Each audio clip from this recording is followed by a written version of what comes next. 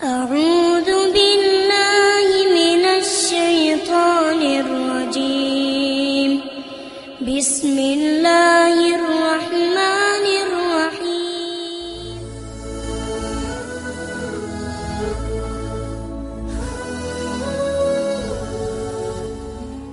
Bismillahirrahmanirrahim. Assalamualaikum warahmatullahi wabarakatuh. Alhamdulillahirabbil alamin. Assalatu wassalamu ala asrofil anbiya'i wal mursalin Sayyidina Muhammadin wa ala ali Sayyidina Muhammadin wa sallim. Sahabat Mutiara Islam dimanapun Anda berada, kami doakan semoga Anda semuanya selalu dalam limpahan rahmat dan selalu diberikan rezeki yang berlimpah serta umur yang barokah.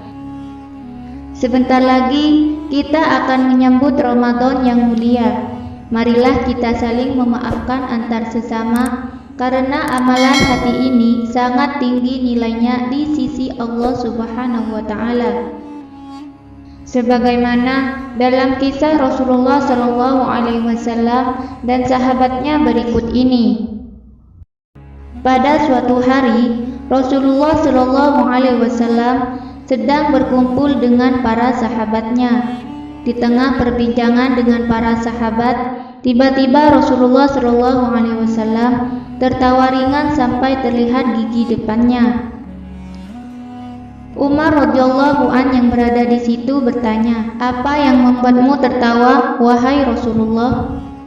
Rasulullah Shallallahu Alaihi Wasallam menjawab, "Aku diberitahu malaikat bahwa pada hari kiamat nanti ada dua orang yang duduk bersimpuh sambil menundukkan kepala di hadapan Allah Subhanahu wa Ta'ala. Salah seorang mengadu kepada Allah sambil berkata, 'Ya Rabb, ambilkan kebaikan dari orang ini untukku, karena dulu ia pernah berbuat zalim kepadaku.' Allah Subhanahu wa Ta'ala berfirman, 'Bagaimana mungkin aku mengambil kebaikan saudaramu ini, karena tidak ada kebaikan di dalam dirinya sedikit pun.' Orang itu berkata, 'Ya Rabb, kalau begitu biarlah dosa-dosaku yang dipikul olehnya.'" Sampai di sini mata Rasulullah Shallallahu Alaihi Wasallam berkaca-kaca. Rasulullah Shallallahu Alaihi Wasallam tidak mampu menahan tetesan air matanya. Beliau menangis. Lalu beliau Rasulullah berkata, "Hari itu adalah hari yang begitu mencekam, di mana setiap manusia ingin agar ada orang lain yang memikul dosa-dosanya." Rasulullah Shallallahu Alaihi Wasallam melanjutkan kisahnya. Lalu Allah berkata kepada orang yang mengadu tadi, "Sekarang angkat kepalamu." Orang itu mengangkat kepalanya. Lalu ia berkata, "Ya Rabb, aku melihat di depanku ada istana-istana yang terbuat dari emas, dengan puri dan singgasananya yang terbuat dari emas dan perak, bertahtakan intan berlian. Istana-istana itu untuk nabi yang mana, ya Rabb? Atau untuk orang syiddiq dan orang syuhada yang mana, ya Rabb?" Allah Subhanahu wa Ta'ala berfirman, "Istana itu diberikan kepada orang yang mampu membayar harganya." Orang itu berkata, "Siapakah yang mampu membayar harganya, ya Rabb?" Allah berfirman, "Engkau pun mampu membayar harganya." Orang itu terheran-heran sambil berkata, "Dengan cara apa aku membayarnya, ya Rabb?"